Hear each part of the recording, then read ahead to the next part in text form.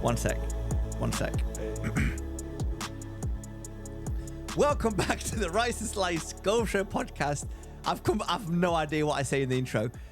Hold on. Please, can you remind me? Please, quickly. Welcome back to the Rice and Slice Golf podcast. My name is Theo, right? Okay. I'm redoing it. Okay. I'm redoing it. 3, 2, 1. No. You don't need to. This is part of the episode. This is you deserve this, Chenji. You sit there and you wait for me to do the intro. Hey, what's going on, everybody? Welcome back to the Rice and Slice Golf Show podcast. My name is Theo, gentleman. To my right or left, I don't know where he is. Episode 56. Thank you guys for listening. Thank you guys for subscribing. Thank you guys for being a part of the show. Whether you're watching us on YouTube, whether you're listening to us on Spotify or Amazon or Apple Music or wherever you're listening your podcast from, we really appreciate you. Thank you very much for being here. This is take 2 of episode 56. I spoke to Chenji today and I texted him. I said, podcast tonight? And he goes, yeah, I can do 8 o'clock. The current time is 11:26 p.m. British winter time, mate. So I said, I can't, I'm working, I'm finishing at 9, let's do a podcast at 9:30. At 9 o'clock, he says, dude, let's do 10. At 10 o'clock, he says, dude, let's do 10:30. At 10:30, he says, dude, let's do 11. No, and for the past 45 minutes, no, Chenji, you wait.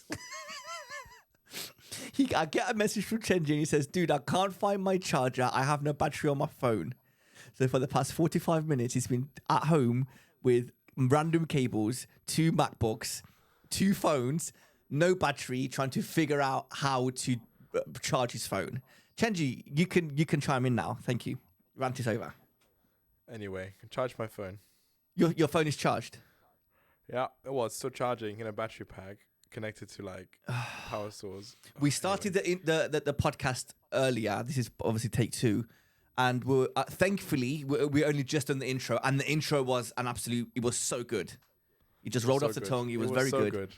And then Chenji says, "Oh, dude, we have to stop the podcast because my MacBook is going into an automatic update, and I can't stop the update." So it's literally a timer there saying that it's counting down from 30 minutes. I can see the timer, and there's no way I can turn it off. What the hell is that? So we had to stop the podcast. Thankfully, we didn't talk about anything. It was literally just the intro, and we have to redo it or restart. It was just hilarious. And of course, when I use my other computer now to get on Zoom. Oh yes. Like the Zoom gets on an update. It was like this is the definition of Murphy's Law. If one thing goes wrong, everything goes wrong. I agree. Well, anyway, guys, welcome back to which means this is going to be an amazing podcast. I hope so, mate. I hope so, because the momentum is a little bit off right now. I'm not going to lie. Because it has been a while. And I hope people out there have noticed that it's been a while. Well, not a while, dude. We missed 1 week. We didn't record a podcast last week. And there's a reason for that. Wait. Be careful what you say. I don't want to give anything away because there's a video coming out. Okay, and I don't want any spoilers. Okay. So while you're listening to this on the Wednesday, I don't think the video will be out. The video. Okay. Wait. We're getting too ahead of ourselves, right? So a week ago, we did not record a podcast because I was away. I had the brilliant idea of going on a last-minute trip to Scotland to try and play on the old course without a tee time, without a booking, without anything. I tried to queue up and play the old course with me and my cousin Stelios. What happened? Did we play? Did we not play? Is a video coming out soon? Most likely, the video is actually finished. It's uploaded on YouTube. It's on private, but the thumbnail is not finished. And because I'm not good at making thumbnails, and I go on Fiverr and I pay some random guy from North India to make my thumbnails, he's not finished it yet. So as soon as the thumbnail is finished, that video will be live. But yeah, overall incredible experience. I have made it known to my wife and family and everybody around me. St. Andrews is by far my favorite place in the world. Nothing is coming close to it. I can't imagine. Sorry? No. Augusta. No. St. Andrews as a whole, not the old course or the course. Is St. Andrews as a place, as a village or town, I don't think Augusta will match it. No chance. Because by what I've heard from Augusta, where the place where Augusta actually is like an absolute shithole. And there's nothing else around it. It's just like, it's nothing like what you see on TV. It's like just off a main road. But controversial opinion, just like St Andrews, but without like outside of the university and the golf courses. What do you mean? St Andrews is like a very, like, it's like golf themed. Everything is golf themed, dude. No? Well, it is. Yeah, it is. Yeah, Augusta's not like that. Okay. I don't think so anyway. I would Me neither, rather, I don't know. I would rather go to St Andrews for whatever, like for a day than go to Augusta for a day. Although, to be fair, that is true because, I mean, like, St Andrews is the home of golf, right? That's where golf, you know, the game of golf was invented. Yes. Whereas Augusta, it just happens to be the place hosting one of the most famous golf courses in the world. I agree.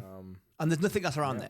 there. Like St Andrews, as a town, like... And, come on, you know, like, St Andrews is right next to the ocean, Scottish coast, Yep. you know, summer's day. Yep. Remember, like, you know, again, last summer, going to the Open, it was just absolutely incredible. Yeah, there's pubs, like golf-themed pubs. There's a bunch of shops for golf shops. There's what do you call it? There's dude, do you have to be smoking while we're doing the podcast? You're setting a bad example to the kids that are watching and listening. We're supposed to be what's the word? Role models, dude. We're supposed to be upstanding citizens. After the day you've had, mate. Yeah, I know. Okay, carry on. I'm sorry. I need one now. Yeah. So what was I going to say? Yeah. So St Andrews as a whole, the town, the pubs, the atmosphere, the vibe is just golf, man. It's paradise. And I said to Christiana, my wife, I said, look, if you want to get me anything for Christmas, if you want to get me anything for my birthday, all I want to do is just go to St Andrews. I don't want to go Dubai. I don't want to go, I don't know, where else do people go? I don't want to go Italy. I want to go St Andrews. I want to spend, and this is the second time I went. Both times were quite fast. Like, I didn't get to enjoy St Andrews like I wanted to, like the town, because it was just quick visits. But I want to go spend 4 days there, stay at either Russack's or the St Andrews Hotel, and just enjoy St Andrews, apart from the golf. But the golf, oh my God, dude. 7 courses. Old course obviously being the most popular. The new course is like second popular to the tourist, but it's actually number 1 popular to the members and locals. Or the members play the new course rather than the old course because they prefer the new course to the old course. More on that on the video that's coming out. So yeah, it's I loved it. But although I also do have a question because, you know, like, I guess the old course is always full ball, right? Always, like, they fill it up. Yeah. Well. Okay. No, that's not particularly true. Oh, I don't know. Okay, I'll tell you this. I'll tell you this. Okay. So, if you remember at the St Andrews, yes, and you're an actual member, which we actually did meet some members that they were playing there. I don't want to get too much into it. I don't want to give too much away. Okay. Oh my god. So if you're a member and you book an actual tee time, let's say a 2-ball. You don't have. It's your choice whether 2 random people join you or not. It's not. You don't have to have 2 people. So while we're in the queue, no way. So while we're So while we're in the queue and we're waiting for ages, I'll give you this. We got on the queue for the old course to just be as a random walk on at 3:20 in the morning, and we were not even top 10 of people waiting in the queue. Did we get on or did we not? There was a bunch of tee times, but even though there's gaps in the tee times, it doesn't mean that you're actually going to play.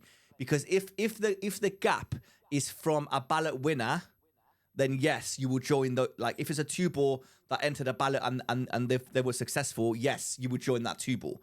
But if it was an actual member that booked that 2-ball, then when the member comes and checks in at the starter hut, the starter will say to them, is it okay if these 2 people join you? And they can say yes and they can say no. And if they do say no, it's not frowned upon. It's not, it's just one of those things. I want to have a quiet, I don't know, round with my, friend or family member or whatever. I don't want 2 random people playing with me. It's a very common thing. So even though there might be 30 slots available, 15 of them might not be available because the members don't want to play with you, which is completely fine. Whatever they want to do. They've earned that right in a way. Well, yes, but don't you think that's maybe perhaps why, like, they find the new course to be a bit more popular, like, because at the old course, sometimes, obviously you don't feel obligated to say yes, but it just makes you sound like a bit of a, Snob. dickhead. Yeah. Snob if you say no, right? I agree. I mean, but I totally get it, right? Like, I mean, look, if both of us somehow were to be members of the RNA, right? And you and I just wanted to go out for a round. I mean, like, look, the first couple of months, yeah, come on, go on. Plenty of people join us. I agree. At one point, You're we're going just to be like, whatever. Like, no, leave me alone. I've met enough strangers. All I want to do is like, play with my best mate. I agree. Just want to play around. Unfortunately for me, I agree. Because I imagine know, if you're having a bad day. Because the thing is, like, the old cause is never going to be not popular. Dude. Right? It's always going to be popular. That first tee, it's the most nerve-wracking thing you can possibly imagine. Because people are watching you like strangers. Oh, there's a bunch of people watching you. And it's actually funny, right? We were lucky enough to obviously wait in the queue, and it was an experience in itself, whether we played the old course or not. Video coming out soon. But we got to know everybody like that was around. In total, there was about 40 people waiting around, right? So we were all in the same boat. We all wanted to play the old course. We were all in the cold. We were all, waiting around. We were all not sure if we were going to play, right? And we all got chatting, and we were like talking and got to know each other. And there was people from Germany, Sweden, America, Australia. There was like people from all over the world. There was probably more tourists, or what shall we say, non-British people than British people, basically. British people, it was British people, me, my cousin Stel, 3 lads from Manchester, and that's it. So it was 5 of us out of the 40 that were there. No way. And everybody else came from abroad. And you thought the drive from Derby was bad. Yeah, but again, everybody that was there, they were there for like a week or 5 days or 7 days. Oh, so if they didn't get on today, they were going to try again tomorrow. If they didn't get on tomorrow, so they had plans and plan A's and plan B's, whatever. So for us, it was either play the old course or don't play the old course. You just want one of those things. Which you'll find out. Yes, we do coming out soon. So we got to know each other, like everybody that was there. So everybody that was like ahead of us, we were actually quite excited to see them tee off because we were all in the same boat. I don't know, it was a weird feeling to be like, so like me and Stel would go and like, try and take a video of the lads that were ahead of us and take pictures, and we tried our best. And honestly, I was very surprised by how many people, but how chilled out the place was, as in the staff, because obviously it's like the home of golf. Is the old course is the most famous golf course in the world, right? But the staff there and the starter, they're not stuffy, they're not snobby, they're very helpful, they're very friendly, they're very nice, right? There's a bunch of people that were like shanking and topping the ball on the first tee, but the starter was like, yeah, it's fine, don't worry about it, just tee up again. Got a free mulligan, just carry on. Don't worry. If they topped it again, yeah, don't worry. Just tee up again. Like the starter, even though he sees so many, I bet you the starter sees that more bad golfers play the old course than good golfers play the old course. Oh, 100%. So I think the starter, that's there, like making sure that everybody's there on time or whatever. He must see hundreds of people topping it and shanking it and hooking it and all that stuff, right? So he's almost like used to seeing bad golf shots on the first tee because he understands what it means to people. To him, it means nothing. He's used to the feeling. For us, it's like, oh my God, what is happening? We're actually on the first tee, and all what's going through your head is like the greatest players of all time have teed off right where I'm teeing off, and you can't help but think that. So yeah, but the starter were like great, and they were like, oh yeah, there was a bunch. There was a guy that was like a scratch golfer, and he topped it twice. So just imagine how nerve-wracking it is. And Stel goes to him, do you want me to take a video of you, like, while you tee off? And the guy was like, no, dude, I'm already nervous enough. I don't need another, like, reason to be nervous. So I would prefer it if you don't take a video. We're like, oh, yeah, okay, cool. That's crazy, man. But, yeah, it was... Which goes to show how good the professionals are under pressure. Oh, my God, dude. They feel nothing. At the Ryder Cup, right? Oh, my God. Obviously, like, at the grandstands, there were 5,000 people chanting at you. Have you heard about this? I don't know if you heard this. Robert McIntyre, on the first day, when he was walking from the driving range to the first tee, he could hear the chants from the first tee grandstand, and he started crying. Wow. From the nerves. He was like, I can't believe what is happening. I can't believe what I'm about to walk into. And he was like crying. That's mad. Absolutely crazy. But yeah, he obviously smashed it. But yeah, so we went to St Andrews. It was literally a last minute call. I called. First thing I did was call Chenji to come with me. Chenji said no because he can't. He couldn't because of work. Cool. I called a bunch of people, and then Estelle ended up coming with me. I was fully prepared to go by myself. By the way, I was planning on getting a train. I'm going straight to St Andrews. Thankfully, somebody came with me because the experience wouldn't have been. It still would have been good, but it wouldn't have been the same. Because the fact that I shared it with somebody that I know and obviously very close with, it's an even better experience. One of the main reasons why it was a better experience, we were driving up on Sunday morning. So Stell wanted to go leave here at like 11 o'clock. I'm like, no, dude, it's a 6.5 hour drive. We're not leaving at 11 o'clock in the morning to be there for late afternoon when it's dark. We're going to leave as early as possible, get there as early as possible, and just take it all in. Because hopefully on Monday we'll be playing golf. So we're not going to see St Andrews any other day apart from today. So he was around my house, I think, at like 6 a.m. We were and we were going to St Andrews, and dude, the weather was absolutely amazing. Not a single cloud in the sky. It was a little bit cold, a little bit windy, but we were about an hour away from St Andrews, and we were like, we probably should try and play golf. Keep in mind, it's a Sunday. Every golf course in St Andrews is closed. So then I'm like, okay, let's go and play some golf. So I get out I get my phone out. I go on the top 100 golf courses, and I narrow it down to 5, which is the area that St Andrews is in. Yeah. And number 1, obviously St Andrews Old Course. No. Okay, St Andrews Old Course. Number 2, Kings Barnes. Number 3, Dunbarney Links. Number 4, St Andrews. Yeah, St Andrews New Course. Number 5, St Andrews Castle. And number 6 was Ely. Ely is a little town, tiny little town right on the coast, and it is, where is it? Ely is called Ely Golf House Club, right? So keep in mind, I tried. Where is it? Let me get the. Right, here we go. So, St Andrews, all the golf courses in St Andrews, they're obviously closed because it's Sunday.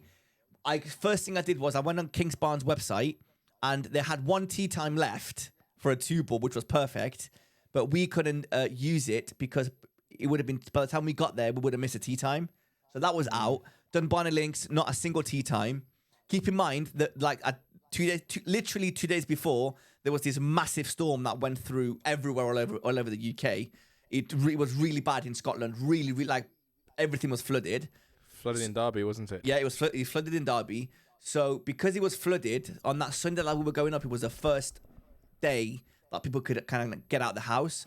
So every available tee time was taken.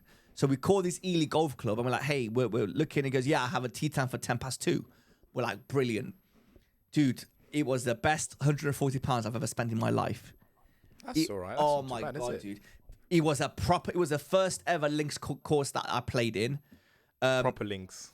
It was windy, but not too windy. The sun was out. It wasn't like bad weather. We had such a good time. It wasn't a long golf course, but it was obviously, very, very links, like not a single tree.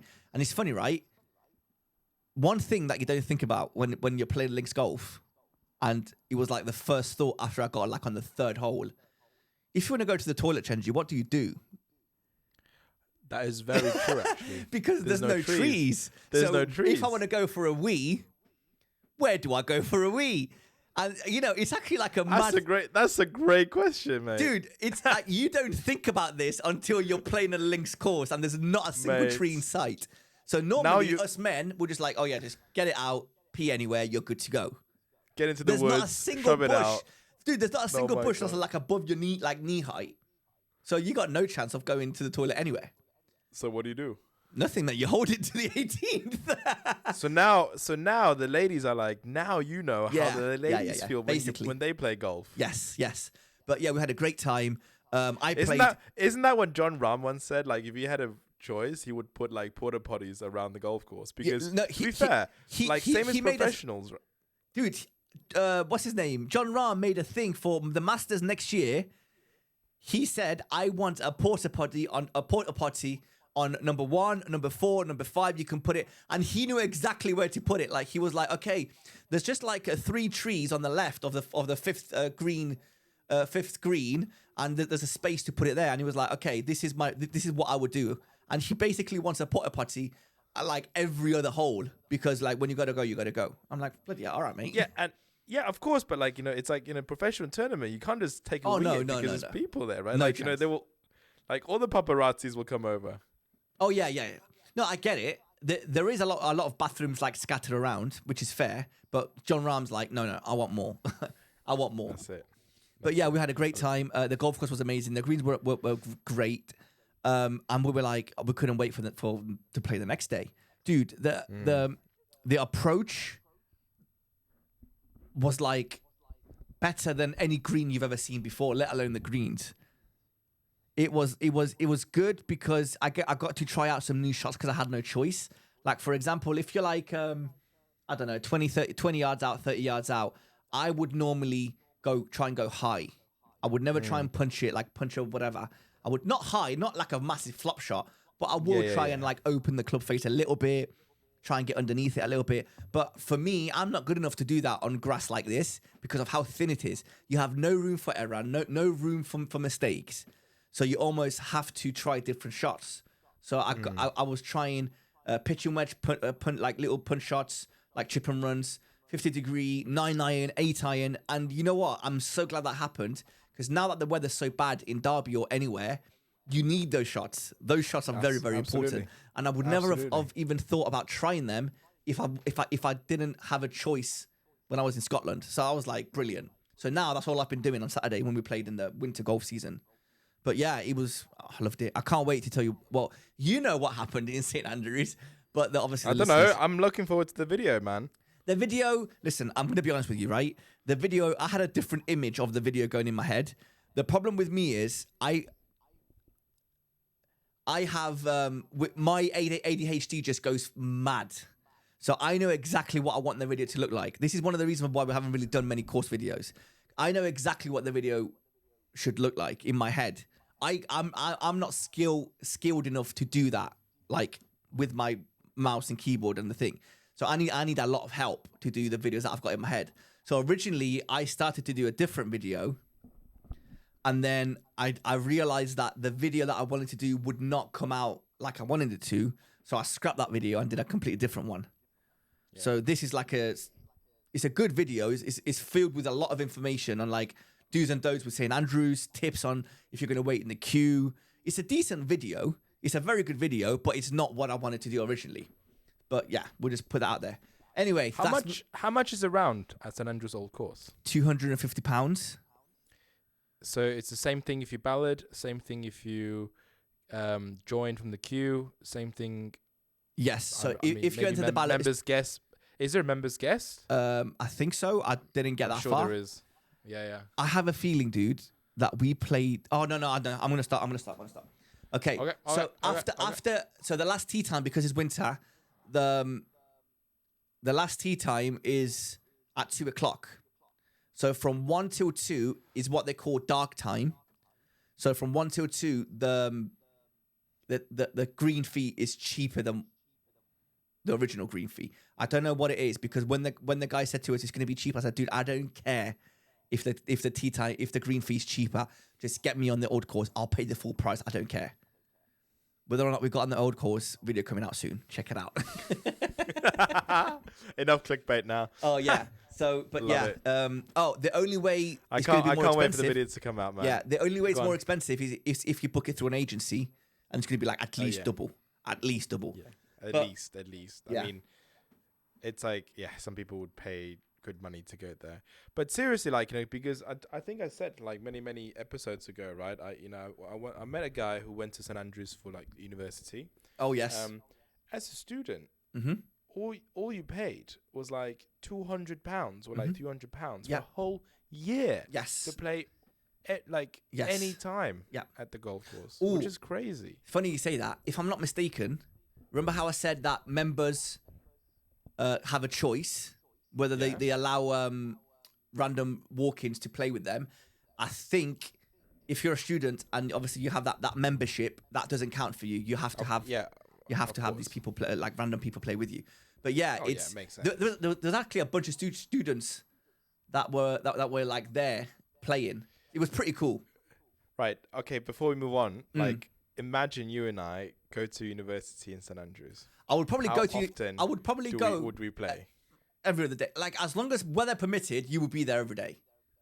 No problem. Like, I know. I mean, I'm not gonna lie. Like, obviously, there's also 7 different courses in St Andrews, right? And Yes. you get access to all of them for like £200. It's crazy how cheap it is. I Yes. would seriously go every single day. Can you play 9 and then just go home? It's up to you. I mean, you can't play 9 if you're a guest or if you go as like a walk-in, because we asked. Like, you know, if it's too late and if our turn doesn't come up, can we play 9? Goes, no, you have to finish 18. So again, you remember, man, you can do what you want. Surely, no? Who's going to say no? Who's going to say stop you? But yeah, it was a great experience. I can't wait to go back, dude. St. Andrews is just like the best place in the world. Absolutely amazing. We ended up staying at Russak's, which is right next door. Which is where we like, you know, went to grab a couple of beers. Yeah, and we went there with Stel. Yeah. If I did it again, I wouldn't stay there because it's an absolute waste of money. Not because Russak's is not. How much did you spend on the hotel? I don't want to say, dude. Don't tell me you spent £300 on a hotel. I'm not going to tell you. I'll tell you later. It was because I would tell you if I was there for 3-4 days, it would be 100% worth it because that hotel is so nice. You need to spend a day just at that hotel. But for what we went to St Andrews for, we didn't need that hotel. No, like all we needed was literally all we needed was literally a bed or a mattress or something. Not Russak's. That's not what we needed. No. But that was Stel's idea. Was like we should stay there, and I was like, you know what? I'm like, okay, cool. Like I'm just trying to make everybody happy, and I regret staying there. Not that place. It was too good for what we needed it to. But for like what 2 hours of being there, right? Yeah, dude. The breakfast is like it's not a buffet breakfast. Oh, by the way, the breakfast is included. It's not a buffet breakfast. It's a menu breakfast, like a la carte breakfast, and you can order as much as you want, whatever you want. It's one of the greatest breakfasts I've ever had in my life. It's amazing. So if I ever went with Christiana, for example, or with anybody, and we stayed there for 3 days, 4 days, 100% I would recommend. There's like a beautiful snooker room. I think there's like a cigar lounge. There's like 2-3 restaurants. It's basically like it's like an unofficial clubhouse, isn't it? Exactly. And it looks like that inside as well. It's absolutely amazing. Dude, even the rooms inside are like golf themed. I was thinking about stealing like a pillow that was like dark green with like golf clubs like across golf. And I was like, I was saying to Stella, like, I wonder if I steal this, how much would they charge my credit card? And I was like debating on whether to do it or not. I was like, forget it. Let's just leave. Just cancel the credit card. I don't think like that, dude. I don't steal often, so I don't know. Ooh, just a bit of friendly fraud. Friendly fraud. Anyway, dude, speaking of friendly fraud, how's your game going? What do you mean, speaking of friendly fraud, how is my game going? Where did that come from? It seemed like a good segue. I don't know. I'm sorry. A good segue. I don't know. Where's my going? Oh, man. I played 36 holes yesterday. On a Sunday, okay, it was kind of chucking it for half the time. Yeah, and I carried my bag for 30. Well, to be fair, we didn't finish all 34 holes. Which is, dude, I feel like crap today. Like, well, man. I mean, enjoy it while it lasts, mate, because you won't be playing much golf from now on. My whole body hurts, man. My whole body hurts. It's like, coming to that time of year now where you're not trolleying, you're carrying. Yeah, you're carrying. I mean, like, even though the course allows trolleys, but I feel like having a trolley in these conditions is a bit more of a faff because you have to walk around certain places. There's a lot of places that's cordoned off. Oh my god! When you carry, of course, you're close to the towels and everything else. Yeah. So it just makes sense. 100%. But it was fun though. To be fair, I feel like we must have lost what's it called, like burnt at least 4,000 calories. Oh yeah, I wouldn't be surprised. 2 rounds, which is like crazy. But it's just hitting down on very sandy and muddy grass is a lot of effort. Yeah, right. It's hard work. Because I've also found actually, to be fair, as you get better in this game, you learn how to adapt to your situations. Back in the days, a couple of years ago when we played in the winter, we would just chunk it, wouldn't we? Like, remember? Yeah. So many chunks. There was times where I wouldn't play if it was windy, and I wouldn't play if it was raining. It was almost like cheating at golf because you can't do that. I know exactly. Raining, so like, raining. We still played in those conditions, but we were just so horrible because we just don't know. We have no idea how to adapt. Yeah, but right? it's not even that. We didn't have fun. No, we didn't at all because like the ball wouldn't go anywhere, Yes. right? Like it was just horrible. Yes. But I feel like now I finally know, like, you know, with these situations, like if I'm at a muddy spot or whatsoever, I'm just gonna punch that. Yeah. Ball So out, yeah, right? so it's like that's certain amazing. types of. It's just certain types of shots that you play now, which helps you prevent those chunks. Like, I used to get. I mean, like, you know, let's just say 2 years ago, like, or even last year when we played back in, you know, sort of like towards the end of the autumn season, I would chunk it at least a couple of times every single round, right? But like yesterday, after like 34 holes, I chunked it like once. It's mad, and it wasn't that bad. It's a great point. I've noticed, and I hate to admit this, but I almost enjoy playing in the wind now. Granted, not like 30, 40 mile an hour wind, but if you're giving me like 15 mile an hour winds or like 20 mile an hour winds, I don't mind it. Dude, literally a year ago, I would text you like, dude, it's too windy, I'm not playing golf today.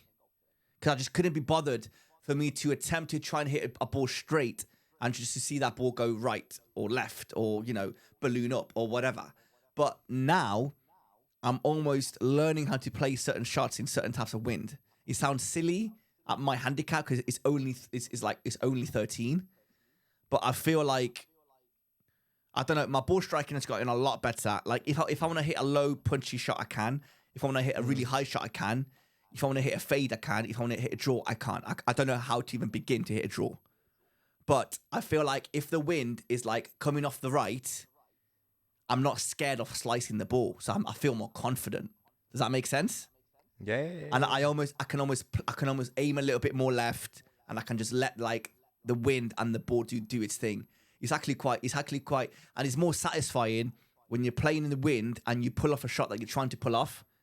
Oh, it's beautiful. It's more satisfying than like, I don't know, like smashing a driver.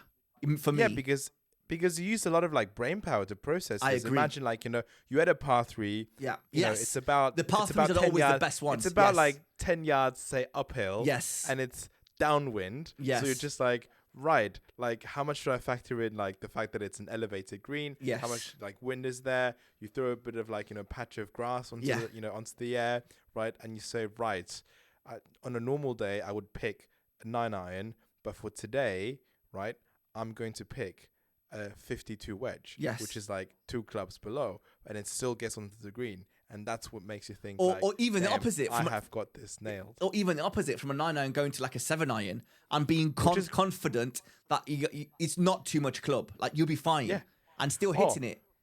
I tell you what, it's a very satisfying feeling. I would say feeling. like my proudest shot today probably was like, you know, when I was playing in Scotland, like back in the summer.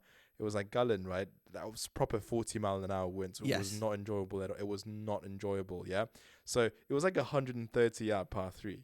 Yes. Sorry. It was 190 yard par 3 from the whites where I played. Mm-hmm. Yeah. And I used a pitching wedge, like a 48. Yeah, that's crazy to think about, right? Like, and it was on the green. I'm like, I just can't believe how I figured that out. Like, how did I figure that out? Like, my pitching wedge goes like 120 yards. Yeah. Crazy. I know what you mean. Dude, it's actually funny, right? The winter league season, I don't know, but like, what do you call it? The winter season, the golf season has started this week for us. Or for the whole of UK, no? 1st of November normally it starts or whatever. Yeah, no, it's like winter time now. Yeah. Because the clock switched back. Yes. Yeah, so on Saturday was the first, my local golf course, Ashbourne, it was the first day that was like winter rules, basically.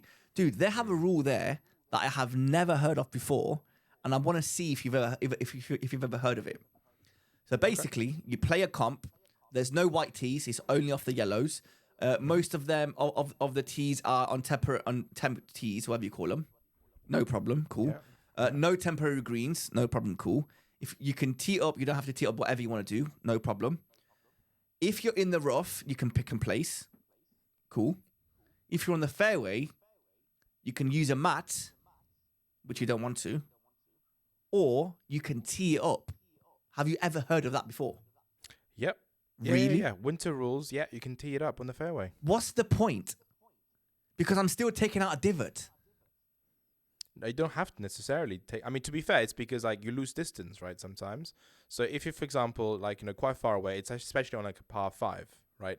And normally, like on a good summer's day, you would have used a 3-wood, but because it's so muddy, you can't use a 3-wood at all, right? So you basically can tee it up and use like a wood. Dude, the second hole at Ashbourne is a par 5. It's not reachable in 2. It is if you're like really well. Even if you're really good, you might still not try to go for it because it's quite a tight green. Yeah, because like your first shot could very well be like not embedded, but just kind of like slightly dug in, right? And no. What I'm trying to say is if I'm using a red tee or those lime green tees, I'm still gonna take a divot, no matter what I do, no matter what club I use. Like forget the par 5s, forget the par 5s because with the par 5, but, it's. I think obviously like one part of it is because it's for the divots, right? Because the grass doesn't grow back as easy as in the summertime. Yeah, but I'm still also taking just a divot. like it's. Yeah, but it's for the overall game as well, the enjoyment of the game, right? It's like because if it's actually on the ground, you can easily chunk it. It's the same. Okay. It's the same concept as like being able to pick it up and clean it, right? Because it's so muddy. I understand. I'm with you, but if you give me the rule of pick and place like in the rough, I'm picking and placing. I'm gonna find a good spot to like place the ball on the fairway. It's not that bad where it's all mud. Does that make sense? Yeah. So it's like on the second hole, you use a drive. It's a long par 5. You drive it. You use a driver. You're actually probably better off if you slice it a little bit rather than going straight, because if you go dead straight, your second shot, the ball's above your feet. So, but if you slice it and you're in the like the 17th fairway, you got like all you need to do is just get it high enough to go over like some small trees, but you've got like a flat lie, if that makes sense. So then you can tee up again and use your driver again. That's what I'm trying to say. Yeah, you could very well do that. It's mad. And then like if you're like on a par 4, whatever, you can drive it middle of the fairway. You're gonna use a red tee if that's what you use. Like let's say for argument's sake, a red tee, which is small, and you're not gonna use a wood. You're gonna use an iron. With that iron, you're taking a divot, and it's a big one at that as well. So I don't. Well, I to be think, fair, although like actually, if you're really good, if you're quite decent, right, you don't necessarily take a divot. Unless you're Tiger Woods, mate, you're not taking a divot. Everybody else is taking a divot.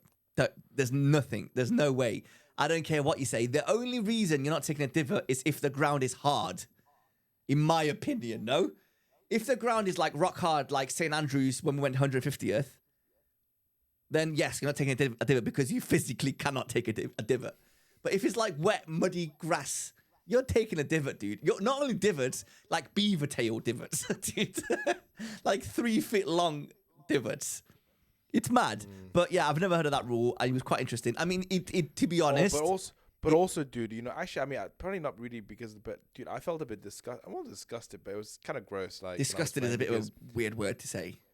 No, but like, so literally, because we were playing while it was like sunny and raining again and sunny again, and all kinds of seasons all at once yesterday, right? That's England. Like at one point, I literally just like, I looked down on the floor. It's like literally there were worms everywhere, every single bit. I was just literally walking on worms. Dude, it was kind of disgusting. It was kind of. Seriously, it was kind of disgusting. Okay, you're like a high class person. I would like to say. No.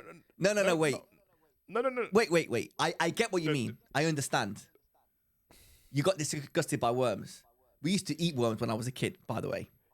Yeah, mate, dude, we used to eat bark, like because there was not enough food. Because growing up in communist China. There you go.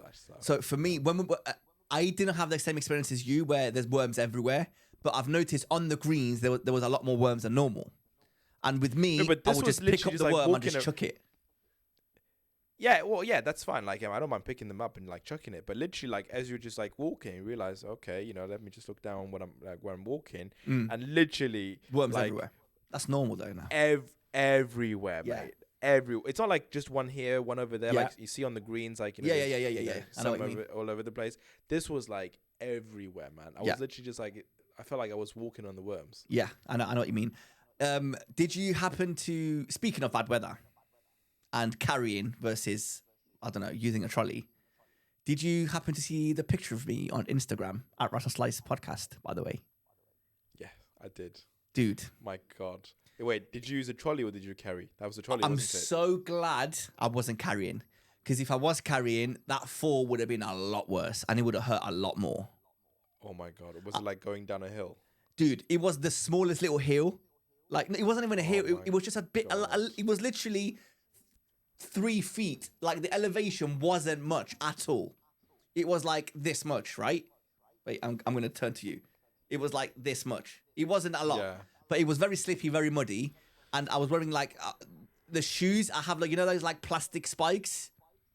So I was walking down and I was pushing my trolley and I was the first out of the group to go down. If anybody else would have walked down that same route or path, 100% would have fallen, right? It just happened I was the first. Keep in mind, before my round started, a bunch of birds shot all over my golf bag, like everywhere. Mate, on my, I saw that as well. It wasn't, but I only posted the picture of just on my golf bag. Dude, it was all over my clubs, all over my head covers. Yeah, man, it was really, really bad. So How did that happen? No idea. I had my clubs waiting like by the first tee. So much land for birds to poo on, and it just so happened to land all over my golf bag. And I'm like, it's Murphy's Law again, just like how this podcast started. And then I fall over, I slip and fall over. It looked a lot worse than what it was, but it's just like my whole left side was covered in mud. So what did you do afterwards? So you know what? You know me. You've seen the back of my van. Yeah, I mean, you've got everything there, mate. I have everything you could. It's a pro shop in the back of your van. It is. So the sad thing was, it happened on the third green, walking towards the fourth tee. So I had a bunch of holes to play before I could even go anywhere near my bag. So I was like, it is what it is. I was lucky enough that I had a spare glove in my bag because the glove that I was wearing was completely covered in mud. I was like, I'm not worried about the mud on my body. It is what it is. It's fine. I'll wait until the 9th hole, go into the 10th, and then I'll change clothes. But I wasn't sure if I had clothes in my van. Finished the 9 holes. Keep in mind, I smashed the front 9. I played really, really good golf. I almost got a hole in one. I had like a tap-in par on a par 3, and it was like I hit like a low spinny shot. It hit the back of the green and then rolled back like 15 yards, and he was like literally that. He was tapping. Tapping birdie. Birdie. But and I was like, and in my head, because I'm like, I don't want to admit this, but I'm a superstitious person. I was thinking, I'm playing well. I don't know if I want to change clothes. Because what if I change clothes and then I play bad? It's a silly thing to say. So what happens? I change clothes. I said to the lads, go to the 10th tee off, and then I'll meet you on the 10th tee. I literally changed everything but the boxer shorts. I've changed. From socks to shoes to clothes, everything I've changed. I went and I blobbed 10, 11, 12. Mate. But dude, speaking of like golf superstitions, yeah. Like, do you change balls every time you make a birdie or like catch a bird? No. I think it's a thing. Wow. I don't know. I Is mean, it? Obviously, I don't see everybody doing it, right? But like, I think it's somewhat like a thing. One of the superstitions, right? This is so if you hit like, oh my God, this is great. So the title of this podcast is going to be Golf Superstitions. That's right. So please comment below. There's going to be a clip on Instagram. Comment below. What are some of your golf superstitions? I'll give you a couple of mine. Go on. Mine is, if I see a mark on the ball, I have to throw the ball away and get a new one. Even though I'm only using cheap, crappy Kirkland V2s, it doesn't make a difference. If I see a mark on my ball, it gets in my head that the ball flight is going to be different. I know I'm wrong. I know it's not correct, or it is a little bit correct, but on our level, we shouldn't care. I will literally grab it and just chuck it in the bushes. And I could be using that ball for one hole. I could have just used it out of like a bunker and it got a scratch on it. It's in my head. I'm going to shank it. I'm going to slice it. It's gone. I'm getting a new one. Do you have any superstitions? Well, like I just said, you know, if I hit a birdie, eagle, I never hit an albatross before. Yeah. I just shove that ball away for good luck. Wow, fair enough.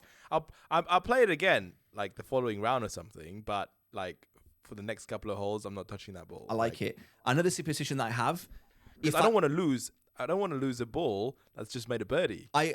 It's like you've lost the luck. I've never that has never ever once crossed my mind, but I like it. It's a good one. Another one that that this is very very recent. I've recently started. Well, for the past like 8-9 months, I've started playing golf with a what do you call it? A scorecard holder in my back pocket. And whenever I don't have one in my back pocket, I feel like something's missing out of me, and I don't feel comfortable. And again, it gets in my head a little bit. Like I'm always feeling my back pocket for the scorecard holder. And if I leave it at home, like now it's at home. If I leave it at home and I don't have one, thankfully I have a couple in my van. But if I forget to put one in my bag or whatever, then it's in my head. Please comment below if you have any superstitions, because I would love to like hear some. Like I've got another one, not so much as a superstition, but for some reason I just feel like I have to put my glove on the left back I like that side of my pocket. I do that as well. I do that as well. Like I don't feel comfortable shoving it on my left pocket, right pocket, I agree. right back pocket. It just has to be my left back pocket with my glove. I agree. I like that. Is there any other ones that like popped to my head? I know some people like to kiss or lick their balls. I do that. I do that, and it's actually funny. When we played Ely Golf Club, I licked the ball like to get the mud off. What I do, I don't lick my thumb. That's disgusting. I don't lick my thumb. It's so weird, dude. I don't lick my thumb and then use my wet thumb to like clean the ball. Mate, this episode should be called Theo licks the. Theo likes to lick balls. So what I do, I actually lick the ball. I promise you, dude. Depending on where you are, the grass tastes different. And I actually said this to Stel. I swear to you, I can call Stel right now. And I said to him, dude, the grass that I'm tasting now, because I don't know, this is going to sound so stupid, dude. So I grew up in a tiny little village in Cyprus. So we would go out in the woods and get lost and build dens and do silly things and, do all this stuff, right?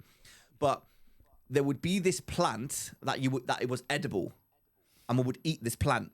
So as soon as I licked the mud off the goal, or the little, not like grass stain off the ball, straight away, like my brain went back to my childhood when I was like, eat this plant. I was like, dude, Stel, this tastes like this.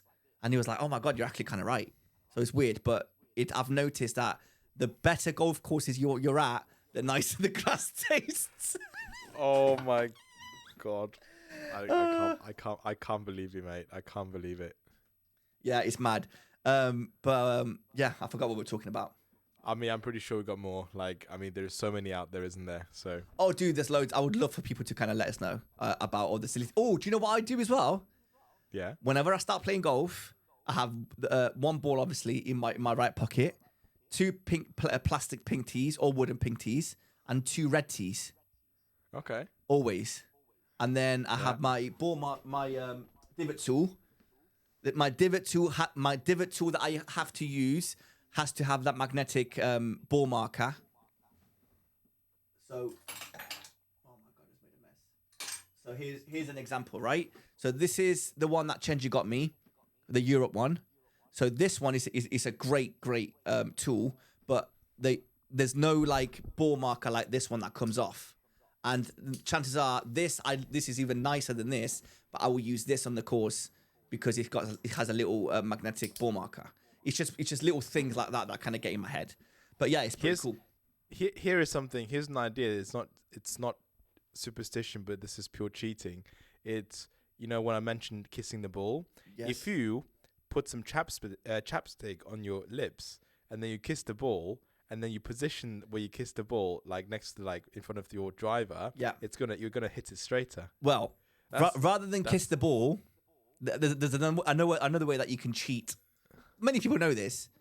Rather than kiss the ball and risk getting, I don't know how to explain this. If you put chapstick or Vaseline on your ball, you can easily hit the ball. But if you put Vaseline or chapstick on your driver head, you're not wherever you hit the ball. Yes, but that's quite obvious, right? Like that you have like a layer of something in your driver. Yeah. People can easily see that. Yeah. But like, you know, if you just kiss your ball with some chapstick and smear around a little bit, put it on there, like on that side. Yeah. Bam. I've never tried it. I would love to try the one with the Vaseline on the driver. We need to film like something about this because it's I one of would those love things to. you watch videos all the time, Yes, and it's yes, like yes, you know yes. people say this is not a myth, this is like actually Yeah. like serious. No. But The Vaseline we've never one. tried it. I would love to try it. I would love. Apparently, the Vaseline one on your driver just eliminates a slice. Like, there's no way you can leave the club face open. Apparently, and it doesn't go right. I don't know. I would love to try it because I have a slice. Hence the name of the podcast. But yeah, it's I would love to try it. Yeah, moving on. There's something I want to talk about. I don't know how comfortable you are about talking about this. All right. I'm going to say one word, and then you can either tell me, yes, we can talk about it, or no, we can't talk about it. For obvious reasons, which obviously me and you know. That word is G4. Oh my God. Can we talk about this, or can we not talk about this? Yes, We can? We can. Oh Yes. my God. Chenji called. Okay, I'm so glad you said yes. About 4 or 5 days ago, Chenji calls me in the middle of the night, literally like 11:30, 12 o'clock at night. And I thought he was calling me to ask about my golf trip at St. Andrews. No, he couldn't care less about that. Of course, I did ask you about the golf trip and I know, like but- get the formalities Yeah, out of the yes, way, okay, you know. okay. But then comes the main course, all right? Yeah. So the main course was his words, dude. I have a friend of a friend that works for G4, and I have his login details for the website, and there's a staff discount going on right now. It ends in about 20 minutes. What do you want? Let's do shopping for next year. And I'm like, what do you mean? So if whoever doesn't know, G4 is a very popular brand within the golf industry. They're very famous for the shoes, which look like FootJoys, and they're actually more expensive than FootJoys. I've actually tried to get a pair, but there was a problem with delivery, whatever. So normally the shoes go for like £180, which is, I don't know, like $240, let's say. We could get the shoes for £40 a pair, £45 a pair. Between me and Chenji, so for whoever doesn't know, that there was like a Ryder Cup capsule that G4 did. So when we were in Rome, there was a bunch of like varsity Ryder Cup like jackets and like football tops and hats, and they were really nice, but they were very, very expensive. There was Like one that hat. varsity jacket was like £1,300. Yes, it was. Everything was overpriced. Like there was a really nice Rome themed, golf themed football top, and I loved it. And it was like £190, and I'm like, dude, like a normal football team football shirt doesn't cost that much. Why would I ever pay £190 for this? It just doesn't make sense.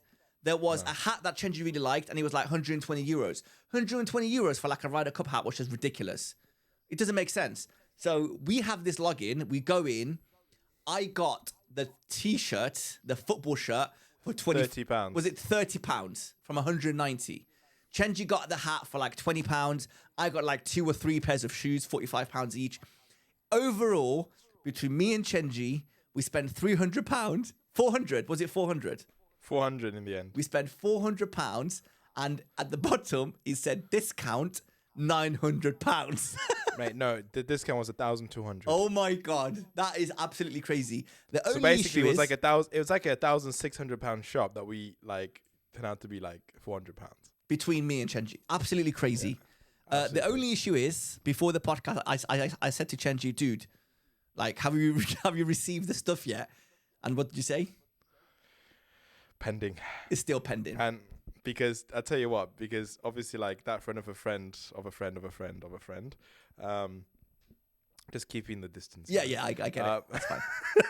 Get away. I think gave the account details to Too many people. Too many people. Guess how much money? So actually, I spoke to him about it. I'm just like, my order still hasn't come through. Like, what's happening? No. And he said, "Do you know how much that account has bought?" No. Have a guess. Oh, you're joking. Have a guess how much. So that one account that we used. Like, let's just use the original price as an example. Like the original actual value, so like before the discount. I'm gonna say 20 grand. Nope. Was it more or less? More. No. How much was it? It was actually 6 people who got the details, but Okay. obviously like mine didn't go through, so I think only like 4 people actually got it, right? Like 4 people, Right. bearing in mind How much? 40,000. Oh my God. So from that 40,000, it would have cost less than 10,000 actual money. Like 6 grand. That's crazy. Oh, I Like really, how do you even spend, like, okay, if we're actually like, assuming each one spent the same amount of money, like No. how does one person pay 10 grand? Like, I'll tell like you. 10 grand worth? It's because we thought about doing this, but we're good people. We thought about just buying thousands of pounds worth of stuff from the G4 website and then selling it on eBay and making a profit. But we're good people. We only bought the things that we actually wanted to buy and we wanted to wear. And to be fair, I'm genuinely excited to receive my G4 shoes because they look amazing. Me too, man. And the like, shirt, the wonderful pair football of black shirt looks shoes. incredible. I really want Yeah. that football shirt. Dude, you know, I was so disappointed. You know, like, I was so disappointed. So, do But you I don't know. think? We shall see. Is there like a chance of us like getting it? Do you think? Like, what are the Probably chances of not. getting it versus not getting it? Oof, mate, like I would say at this point, 20% chance, man. It's been like a week. I'm gutted because I honestly I would have loved. Oh man, I knew it was too good to be true. Everything was like 75% off. It was too good to be It true. was. Like, I thought, right? Chenji says to me, when you go on the website, only some certain things are on sale. So he's showing me from his phone like the stuff that's on sale. I'll go on the G4 website and it's exactly the same. So everything that the G4 website sells, it was 75% off for Chenji. was either 50% off or 75%. It was off. crazy. We got some really good stuff. But like you said, hopefully G4, if you're watching, just let our order go through. What's the order number? Chenji, tell them the order number. Please, just let our order go through. We're not going to sell anything on. This is for us for the summer of 2024. We're really looking forward to it. We love your stuff. We just can't afford your stuff. That's all it is. We got this little hack. Just let us have it. Let us have a win. That's it. Thank you. Let the commoners win, man. Come on. I know. For little people. Do something. Do some charity work, right? I agree. Help us out here. Yeah. Right. I think on that note, is there anything else you want to talk about? Because we've been going on for like an hour. Nice. Another good one. No, it's been a great episode. It's currently like 12 in the evening here in the UK, and I need to go to bed, dude, because I've got a tea time tomorrow morning. No way. What Well, time? I don't. Well, it's like a turn up and play kind of thing, but Nice. I'm worried nice. that the weather's going to be so bad that the golf course is going to be closed. Fair. Dude, on Saturday night, did you watch the fight against Tyson Fury versus Ngannou? I didn't. Apparently it was disappointing. It was very disappointing. Ngannou smashed Tyson Fury to pieces. So we went out in Birmingham on like a little boys' night, which you were supposed to be there, but I kind of forgot to invite you. Like, dude, literally, I mean, I had that day free. Like, I was doing nothing on So Saturday night. we organised for like a boys' night out to go to Birmingham to watch the fight. And I told Chenji, dude, you're coming. He was like, yeah, no problem. He put it in his diary, but then I forgot to like remind him like a week before. And Chenji forgot to even like tell me or like, oh, dude, is that still happening? We ended up going out, and then one of my cousins was like, oh, where's Chenji? And I was like, oh my God, I forgot to remind him. So I texted him straight away and said, dude, I'm really sorry. I forgot to remind you. We ended up having a few drinks, whatever. Dude, we got home at 3 a.m. and I woke up and I had a tea time for 8 a.m. By the time I went to sleep, it was like 4:30, 5. I had 3 hours sleep. I had 2 hours sleep. I woke up at 7 and I was like fully ready to go play golf on Sunday, only to receive an email saying course is closed. Fair enough. But it is what it is. Anyway, guys, on that note, thank you very much for listening. Please like and subscribe. Go watch the video that's out on our YouTube. I think the title is "We waited eight hours to play the old course." So go watch it. Please like it. Please subscribe, and more videos coming soon. Thank you very much. See you later.